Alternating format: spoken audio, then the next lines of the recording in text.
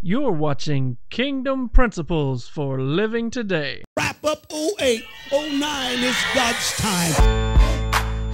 I'm going to pray until revival comes. I'm going to fast until God moves. There was a woman came running down the road. She had good news to tell, for she had met the one, God's only son, down by the well. She said, We've often used this not by might or by power, but by my spirit.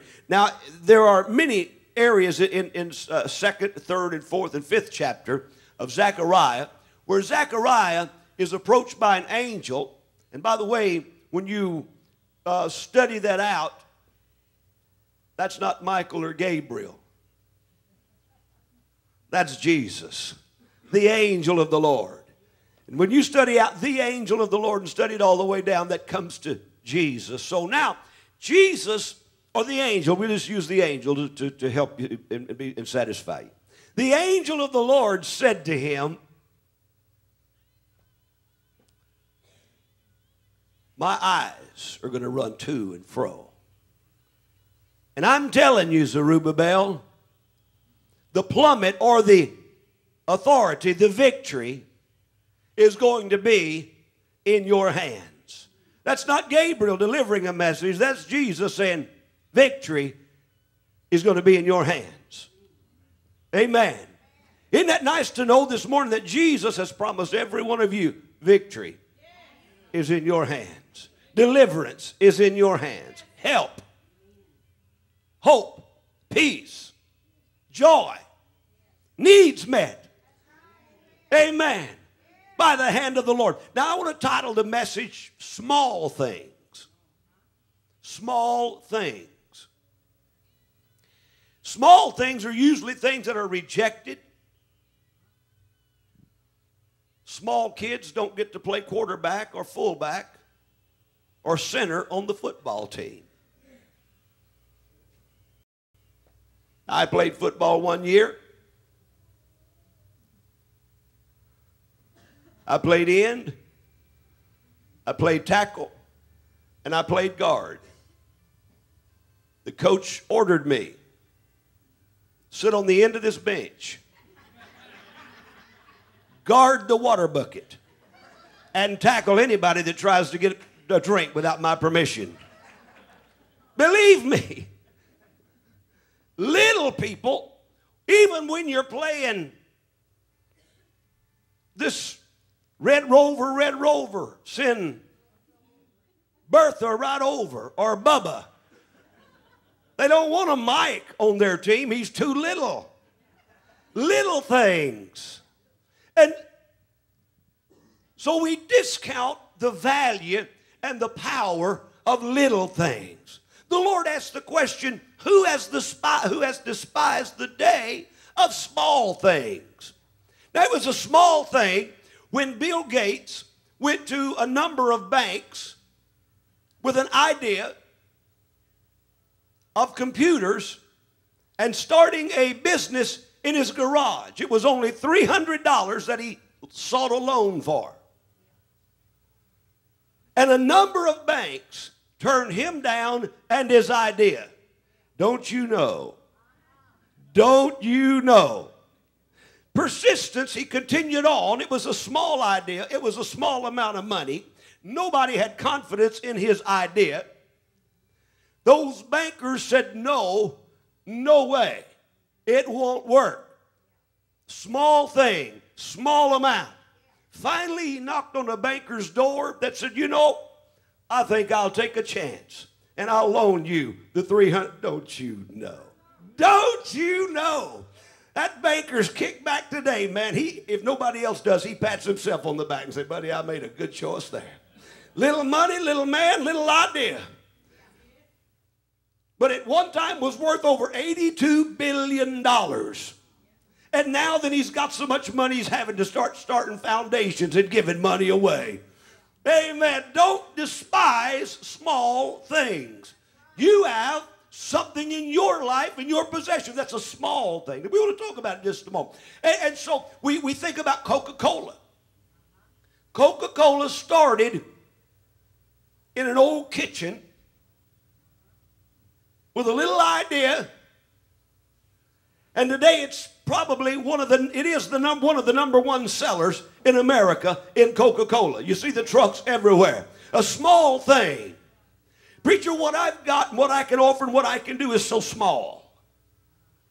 Don't despise the small thing, the little thing. Let God breathe on it. Let God touch it. Amen.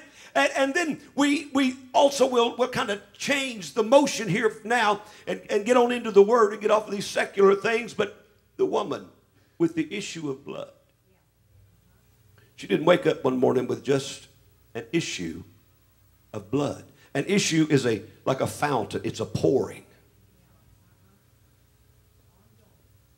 It started with the small thing. Oh, how great an infection can come with just a little splinter that's not removed. There are people that have lost their fingers or thumbs or toes because of a small thing that was left unattended. Little things in your life may seem, listen, little is considered insignificant, small. One thing, you never go to bed at night mad at your spouse.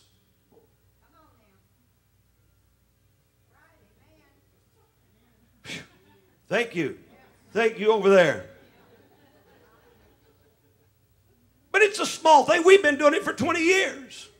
We've been doing it for 5 years. We've been doing it. You never close your eyes at night with an argument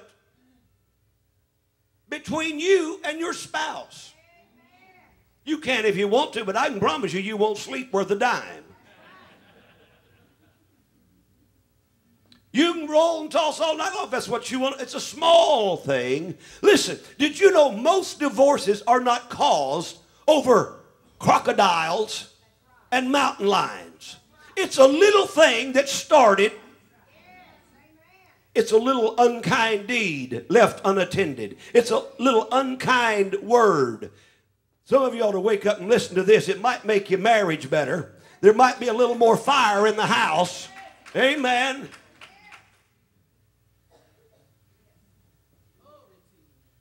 The little things, rejected things, little things that, well, it was just nothing. You see, you men and you women alike, you can make little snide remarks about your husband or wife, and everybody will laugh. Everybody will applaud. We're going to get a wide load sign put on her. We're going to get a wide load sign put on him. Oh, you know, you can make those little remarks, and everybody will laugh and get a thrill out of it. All the while, that little thing is like a cancer. It's insignificant, doesn't mean much. That little act, sometimes out of spite, or even like this. He's so skinny or she's so skinny, you can stand her under a clothesline in a shower and she won't get wet or he won't get wet.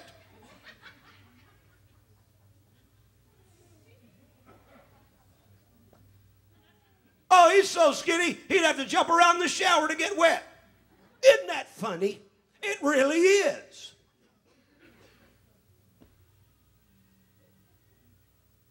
It is.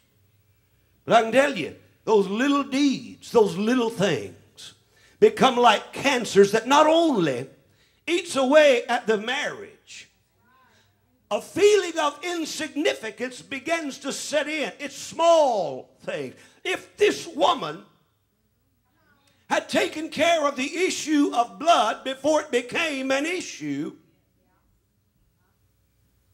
maybe if she'd have seen a doctor or got in a prayer line before it became an issue, something possibly could have been done that she wouldn't spend 12 years with an issue.